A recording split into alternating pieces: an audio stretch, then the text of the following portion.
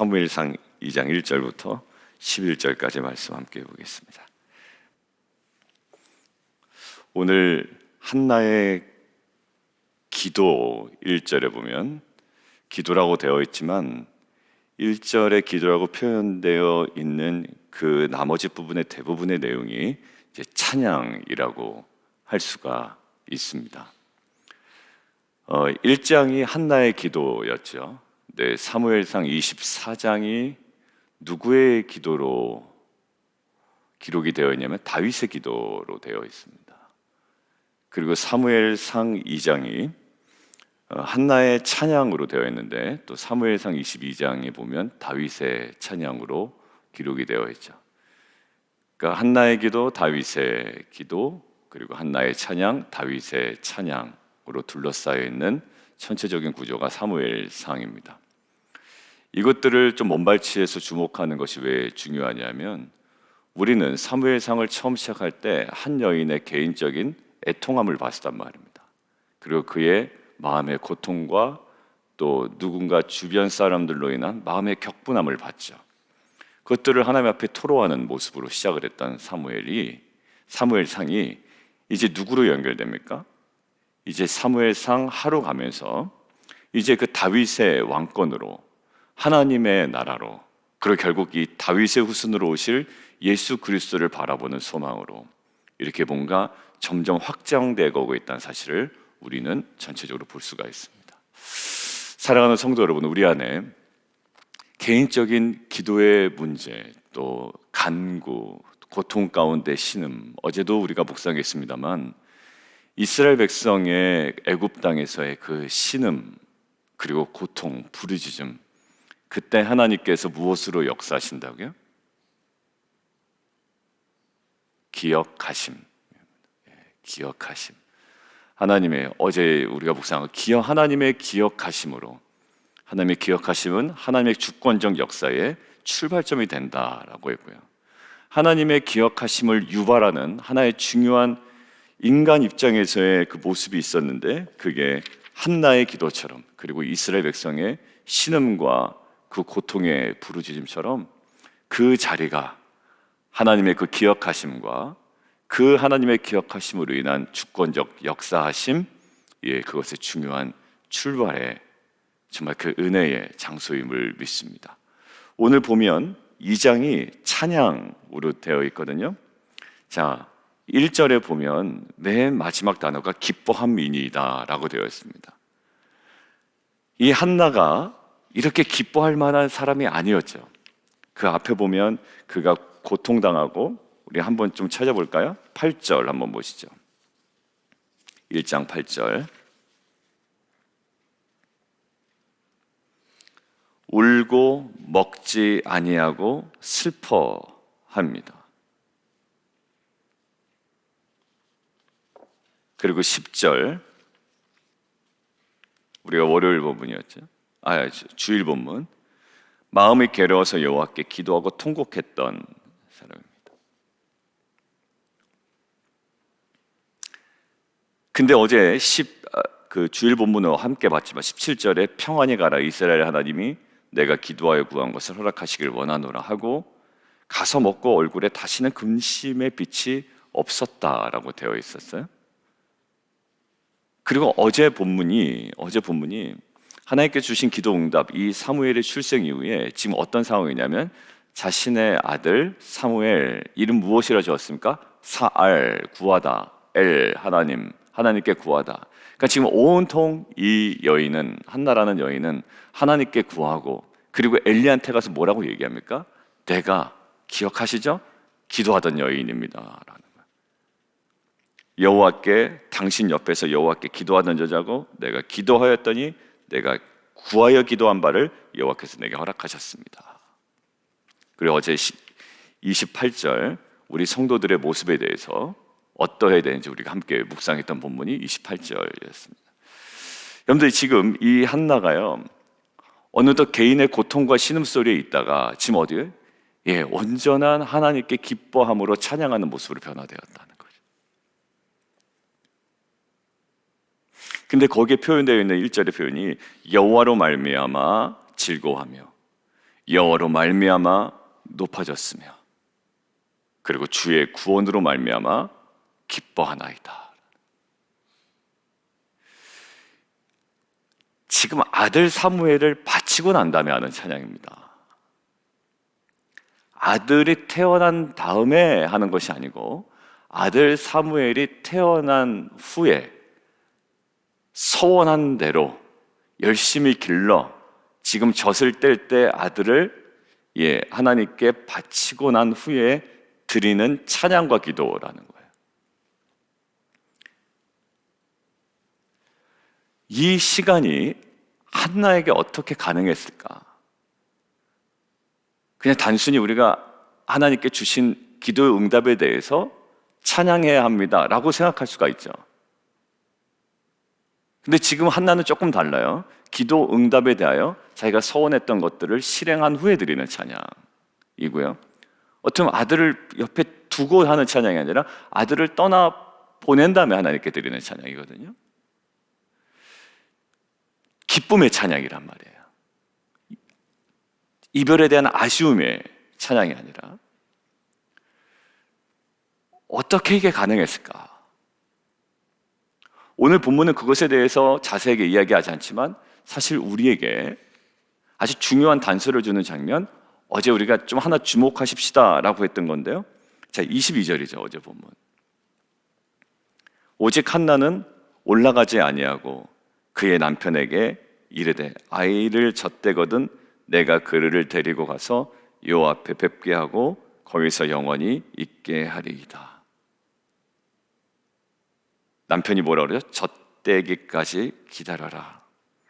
그리고 그의 말씀대로 이루시기를 원한다 라고 남편의 지지가 있었습니다. 한나는 올라가지 아니하고 젖댈 때까지 그 아이를 데리고 있죠. 아마 그 시간은 아들과 함께한 시간이기도 하지만 하나님과 함께 있으며 자기가 간구했던 것 그리고 이 아이를 통해 이루실 것들을 기도 안에 그리고 묵상 안에 점점 키워나가고 확장되어가는 정말 소중한 시간이었다고 저는 생각이 됩니다. 그리고 학자들도 그 시간이 한나에게는 매우 귀한 시간이었을 것이다라고 거의 비슷하게 유추를 하고 있죠. 왜 그러냐면 한나의 기도가 단순히 아이를 주셔서 하나님 감사합니다 라는 기도가 아니에요. 오늘 내용을 보겠지만 대부분 어떤 내용입니까? 모든 사회의 기본적인 질서, 기본적인 어떤 그 체제를 재편시키는 하나님의 능력을 찬양합니다. 가난한 자 어떻게 된다? 부하게도 된다. 부한 자 가난하게도 된다. 자식이 많은 자 굉장히 어려워지기도 하고. 그러니까 이 모든 것들은 하나님의 그 주권을 이야기하면서요, 모든 사회의 어떤 기본적인 질서, 이 모든 우리의 어떤 생각들을 다 낱낱이 하나님의 주권 아래 재편시킬 수 있는 그 하나님을 이 한나는 찬양을 하고 있고, 나중에 어디까지 가냐면요, 자 이제 10절이 하이라이트인데, 여호와를 대적하는 자는 산산이 깨어질 것이라. 그 하나님의 주권 앞에 정말 뭐 버틸 재간이 없지 않습니까? 근데 하늘에서 우레로 그들을 치시리로다. 여호와께서 땅끝까지 심판을 내리시고 자기 왕에게 힘을 주시며 자기의 기름 부음을 받은 자의 뿔을 높이시리로다. 갑자기 누가 나옵니까? 왕이 나온단 말이에요. 여러분들 마리아의 기도 기억나세요? 우리 복음서 묵상할 때 마리아의 창가에 어떤 부분이 나옵니까? 자기 아들을 주신 하나님께 감사하는 것으로 그냥 단순히 끝나지가 않아요. 무엇으로 나옵니까? 그 메시아가 나오고요, 왕권이 나온다고요. 마리아의 창가는 그럴만하다라고 하지만 여러분들 지금 한나의 찬양 가운데 뭐가 있습니까? 하나님의 그 기름 부음 받은 그 왕이 나오고요, 하나님께서 이루실 뭐가 나옵니까? 우리의 올해의 표 중에 들어있는 하나님의 나라가 나온단 말이에요. 저는요, 이게 그냥 나옵니까? 아들 하나 줬다고 이런 기도가 나오냔 말이에요. 여러분 비즈니스 잘 되면 이런 기도가 나옵니까? 여러분들 직장에서 프로모션이 잘 되면 이런 기도가 나옵니까? 여러분들 이게 자동적으로 나오는 게 아니란 말이에요. 여러분들에게 그래야 됩니다라고 얘기하는 게 아니라 이게 어느 과정을 거쳐서 이게 나왔다? 어제 한나가 젖댈 때까지 이 사무엘을 품고 도대체 뭘 했겠냔 말이에요. 저는요, 우리 성도들과 저에게 요구되는 거 뭐냐면, 아무리 말을 많이 하고 아무리 나의 것을 주장해도 정말 그 하나님과의 그 단독자의 자리에 서서 어떤 문제든지 그것이 문제가 없는 사람들이 없고 어려움이 없고 고통, 신음, 이스라엘 민족의 어제 가정도 얘기했지만 그 가운데 그 부르짖음과 또 하나님께서 응답하신 이후에 우리가 정말 부안해동하지 아니하고 들뜨지 아니하고 계속 하나님의 관점을 견지할 수 있도록 하는 그 자리가 어딜까요? 그게 바로 저는 하나님과 교제하고 그 기도하는 자리라고 믿습니다. 근데 오히려 교회가 커가면서 부패해가는 교회들이 있고 부자가 되어가면서 사람들이 망가지는 사람들이 있고 예전에는 안 그랬는데 자꾸 뭔가 이렇게 잘하면서 오히려 좀 기울어지는 모습들이 있고 이게 이제 우리의 연약함이잖아요. 근데 이 한나는요, 오히려 기도응답 이후에 더 큰 비전을 보게 되고 하나님 나라를 소망하게 됩니다. 이것이 자연스럽다고요? 그렇지가 않아요. 여러분들 기도 제목이 있죠. 저는 어제도 함께 나눴습니다만 그 기도의 제목이 그냥 여러분들의 마음을 편안하게 하는 정도의 수준에 멈춰 있는 그 출발점이 아니라고 저는 확신합니다. 그 애통해하는 그 기도의 자리가 이제 하나님께서 이 한나로 하여금 하나님의 나라를 기대하고 찬양하게 하잖아요. 우리 사도행전 28장 보셨죠? 사도행전 28장에 사도 바울이 어디에 물립니까? 새벽엔 약간 졸려요, 그죠? 사도행전의 28장에 사도 바울이 어디에 물리죠? 독사에 물립니다. 뭐 하다가? 그 사람들 도와서 나무 패다가, 그죠? 상처가 난단 말이에요. 그러니까 사람들이 뭐라고 그러죠? 저거 바다에서는 겨우겨우 살았는데 분명히 저거 살인자다. 바다에는 살았을지 모르지만 이게 결국 심판받는구나. 왜냐하면 자기네들이 살았던 그 동네 사람들은 독사에 물리면 죽는다는 걸 정확하게 알고 있기 때문에.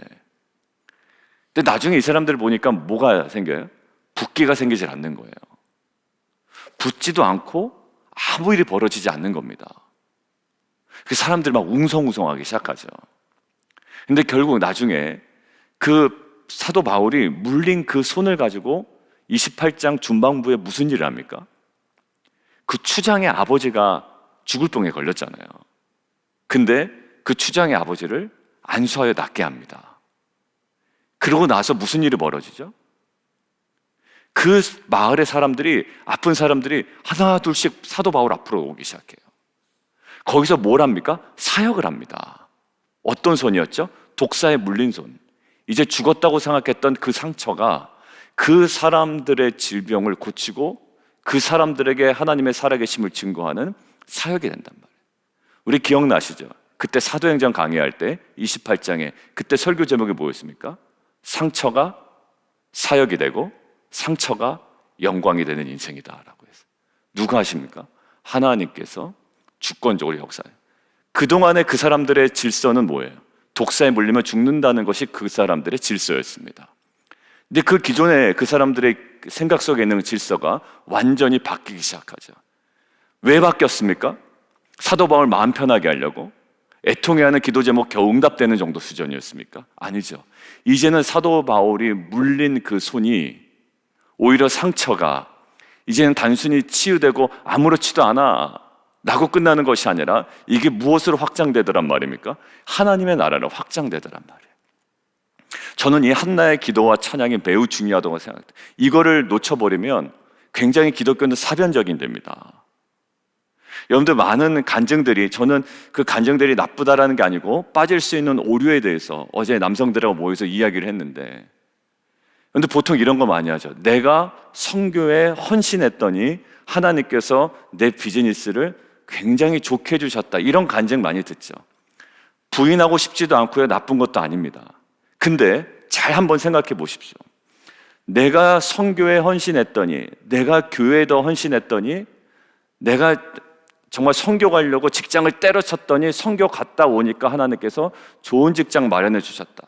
예, 그럴 수 있고요. 충분히 그러실 수 있는 분입니다. 근데 간증의 대부분 내용의 결말이 어떻게 끝나냐면 지금 현세적인 것들로 다 끝나죠.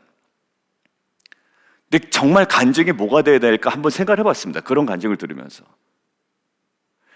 헌신했더니 내가 더 좋은 것들 하나님께서 내게 주셨다라는 개인적으로 사변적인 것으로 끝나나? 아니죠. 내가 헌신한 것 자체가 간증입니다. 왜냐하면 거기에 하나님 나라가 있기 때문에.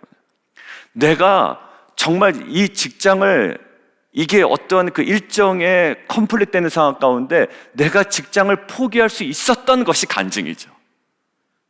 뒤에 더 좋은 곳이 있든 없든 간에 그게 간증 아닙니까? 왜요? 하나님 나라를 포기하셨고 하나님 나라를 위하여 헌신할 수 있도록 한 게 간증이지, 하나님 나라를 위해서 내가 헌신했더니 하나님께서 현세적인 이 땅에서 나를 잘 나가게 하셨다가 기독교 핵심은 아니란 말입니다. 왜 그러냐면 사도 바울이 헌신했더니 사도 바울을 잘 나가게 해주셨다, 이런 얘기가 없단 말입니다. 성경에. 베드로가 예수님을 정말 따라가고 마지막에 이제 예수님이 승천하신 이후에 평생을 복음을 위해 헌신했더니 베드로가 정말 떵떵거리고 그의 삶이 이 현세에서 정말 놀랍도록 영광받았다가 아니란 말이에요. 우리는 베드로를 보고 사도 바울을 보고 뭐냐면 그렇게 하는 게 은혜요, 그 자체가 우리에게는 간증이 되지 않습니까? 예루살렘 가면 너 결박과 환란이 기다리는데 그래도 나는 주 예수께 받은 사명, 그 복음을 증거하는 일을 마치려 함까지는 나의 생명을 조금도 아끼지 않아. 그게 우리에게 은혜가 되고 그게 우리에게 간증이 되는 것처럼. 뭘까요? 한나의 기도는요, 아들을 얻었잖아요. 그래서 아들을 얻어서 너무 좋다가 아니라 아들을 바치면서 뭘 봅니까? 하나님의 나라를 봅니다. 왕을 봅니다. 기름 부음 받은 자의 뿔을 높이실 거라는 거예요. 저는 물론 헌신하면 하나님께서 은혜를 주십니다. 근데 보세요, 헌신하는 사람의 가정도 뭐 아시는 분들 알겠지만 어제 또 우리가 예전 공동체에서 함께 생활하던 또 저희보다 젊은 한 자매님이 하나님의 부르심을 받았단 말이에요. 그 가정 정말 헌신했습니다. 남편도 헌신하고. 근데 사실 얼마나 가정에게는 아픔이겠어요. 그 하나님께 헌신했는데 이런 일이 벌어졌으면 이게 도대체 이해가 안 되는 인생인가? 아닙니다. 왜냐하면 그것 자체가, 그 남편이, 자녀가, 가정이 그 가운데 하나님 나라를 바라볼 수 있고 그 전에 정말 헌신했고 이 모든 것 자체가 이미 하나님께 쓰여진, 하나님께 허락하신 놀라운 간증이요, 은혜의 삶의 흔적이라고 저는 믿어요. 왜 내가 이렇게 헌신했는데 사람들은 나를 인정해 주지도 않고, 이렇게 내가 처음서부터 이렇게 내가 하나님께 매달렸는데 도대체 이게 뭐냐 라고 할 만한 자격이 사실 우리에게 없단 말입니다. 왜냐하면 그렇게 만들어버린 순간 우리는 하나님과 거래를 하고 있는 자지 은혜를 누리고 있는 자가 아니죠. 오늘 한나 보십시오. 아들을 낳아서 드리는 찬양이 아니라 아들을 바치면서 하는 찬양이고, 아들을 주셔서 기뻐하는 찬양이 아니라 이제는 그의 주권 아래에 이루어질 하나님의 나라를 소망하며 하나님께 찬양을 드리고 있습니다. 저는 우리의 눈이 열리기를 원해요. 복음과 하나님 나라, 우리가 로마서를 묵상하고 마가복음 묵상하는 일련의 모든 과정을 통하여 개인기에 대한 기도 좀 한번 떠올려 보십시오. 우리 권사님들 보내주신 기도, 또 집사님 보내주신 기도 보면 개인적인 기도도 있어요.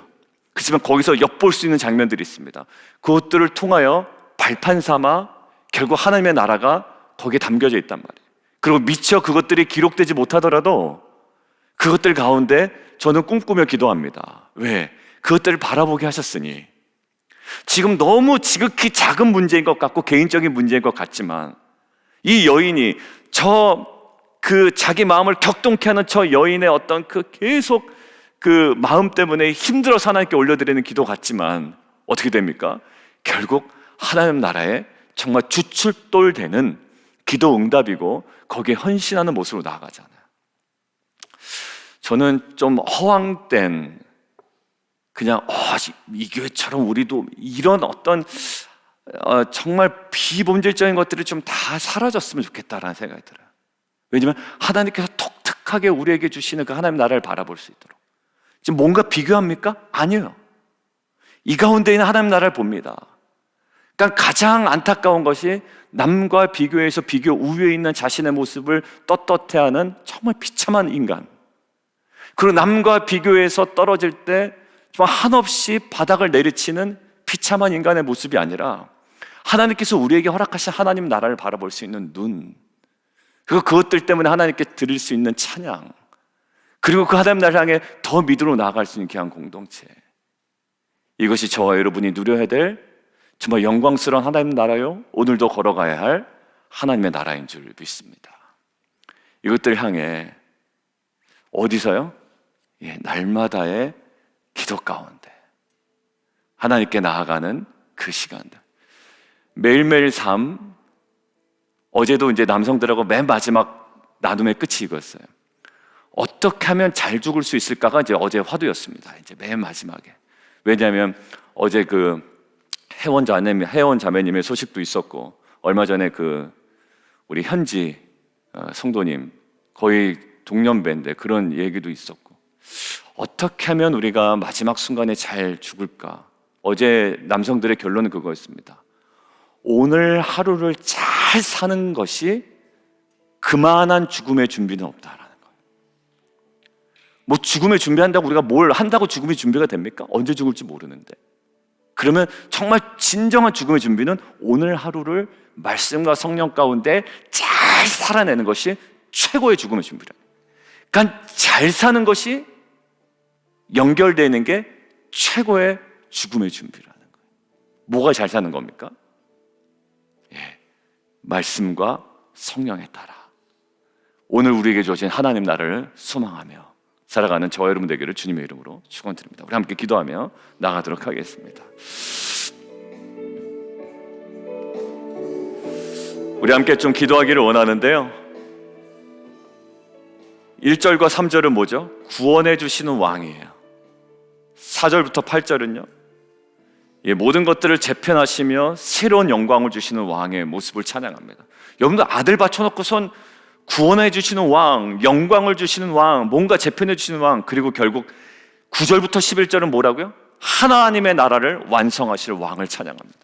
여러분들 이것이 자기 개인의 문제에서 비참한 그 애통해하는 자의 모습에서 나올 수 있는 찬양입니까?